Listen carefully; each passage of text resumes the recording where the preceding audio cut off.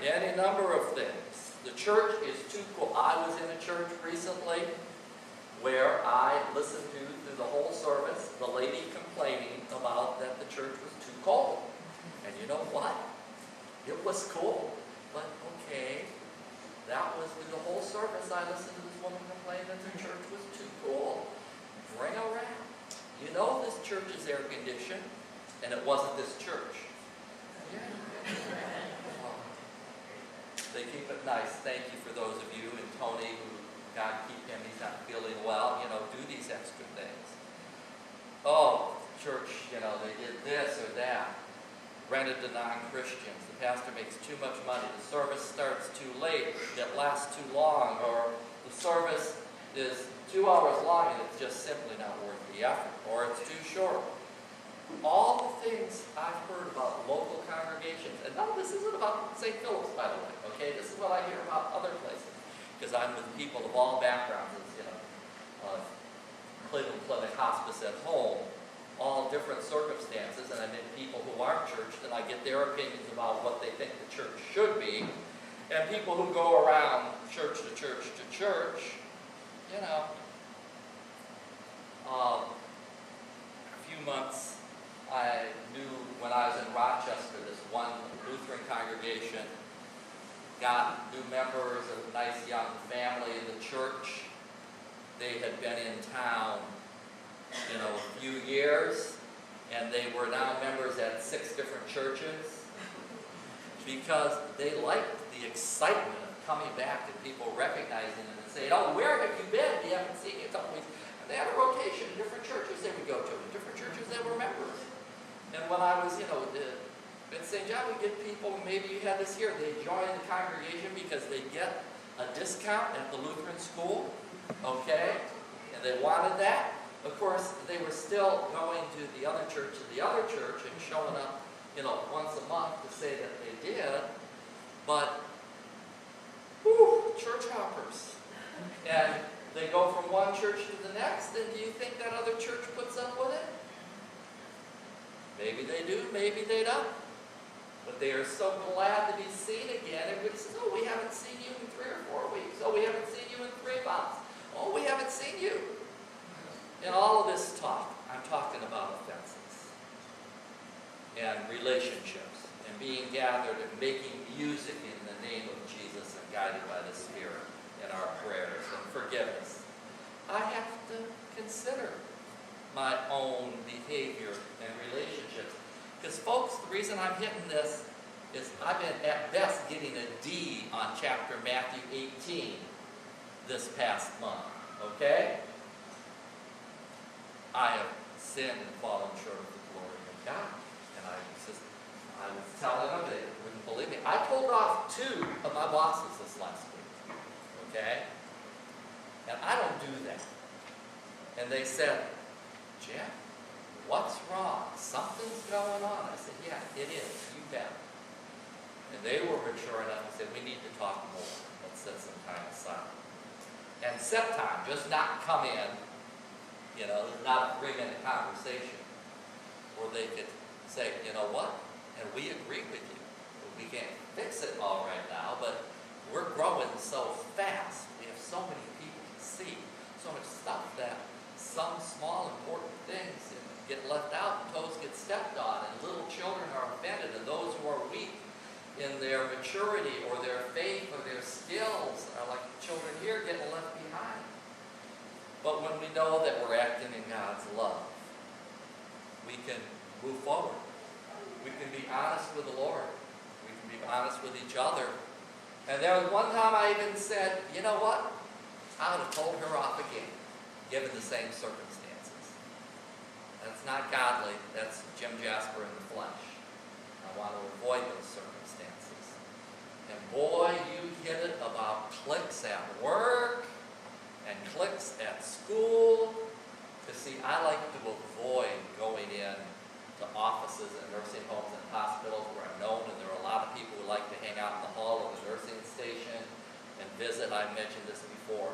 Because I know more chaplains that have lost their jobs and other professional workers over, we used to call it shucking and jiving.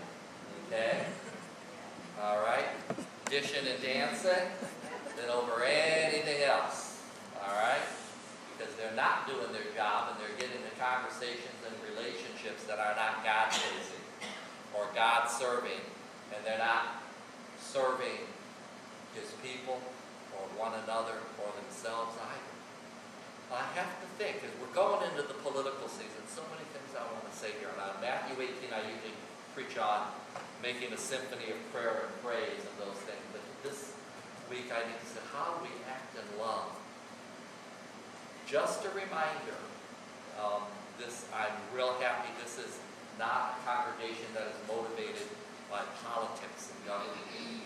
As we get into the political year, it doesn't even stay in the parking lot, folks. All right?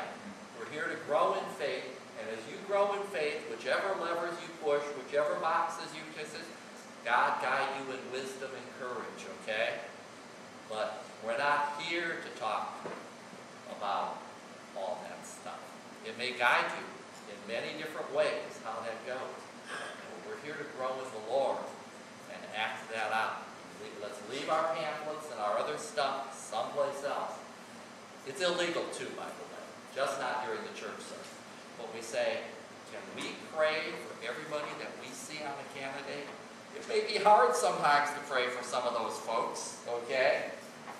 But we need to be praying for that ballot as they are formed and we see those ads and those issues. Because you see, there are a lot of people I'm starting to hear things about on television and on the news and on ads, and we're not even in political season here, that trouble me. But until I take some time, and I'm even afraid to mention names that I've heard on the news this morning, to pray that name and say, Lord, your light shine on them. Let them be exposed for your truth. And let me see how to act in wisdom and courage, that nobody's going to be perfect, but someone that will serve your will and your ways. I need to be praying for these people. I need to be praying for people that I work with and praying for people in these congregations, not just when they're sick, okay? Just not when they're grieving, as many of you are. And when people act publicly, oh, it's so easy to get law examples in a sermon. You watch Entertainment Tonight, or one of those shows that comes on in the evening about the people that are in entertainment and in sports. It's easy to find sin. You know? But they are not our model, they are not our God. Yeah, the actors and the performers and the talk shows and the things that go on. And say, Lord, how do I get through my day as your servant, as your child? Okay? Safe in your bosom. How do I get by?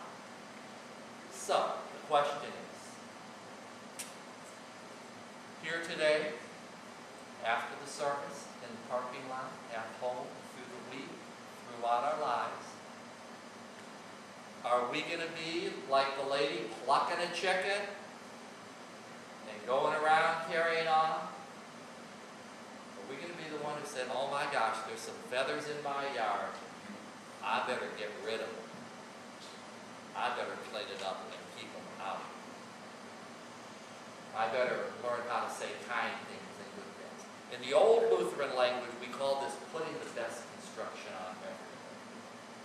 And you know, I don't like to avoid problems. I'm going to throw something here at the end. There's something where there's a real problem, where there's theft, where there's little kids being hurt.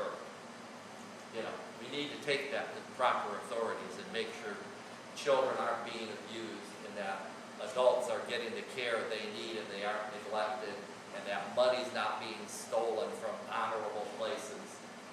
Yeah, those things need to be brought out, and in the Romans 13 says, take it to the proper authorities, you know, because we need to have a safe world to live in. And I'd like you to turn to page 321 as we try to put the best construction on everything. But all I know is I don't know who's mad, or maybe it's just happenstance, which I don't believe in. But either Mother Earth or Father God is pretty upset with the way some folks are living in this country is going. You because we're getting nailed by earthquakes since the last time I saw you? I don't know. It happens. It's part of Earth. Hurricanes, yeah, they're part of nature. They've always been around. And the storm and the heat and the things. But at some point, I was making sure last week, I said, thank you, Lord, for the mild days. Thank you, Lord, for the goodness of the people around me. Thank you that I don't have to have the air conditioning on and complain that it's too cold or too expensive. Well, when you turn on page 321 in your hymnal, please take out the hymnal. It's page 321, the bottom right-hand corner. It's the 8th commandment.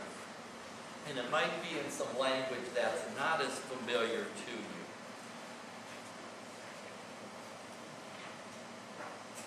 This, along with, love does no wrong to a neighbor, therefore love is fulfilling of the law. Martin Luther gives us the way to try to fulfill that law. The 8th commandment, you shall not give false testimony against your neighbor. What does this mean? Please read with me. We should fear and love God, that we do not tell lies about our neighbor, betray him, slander him, or hurt his reputation, but defend him, speak well of him, and explain everything in the kindest way. As we do this, trying to live out the love of God in Christ Jesus that has been shown each and every one of us, we live in a peace that surpasses all understanding. It'll not just be around us, but more importantly in our hearts and our minds through Christ Jesus our Lord and Savior. Amen. Would you please rise and join me in the Nicene Creed?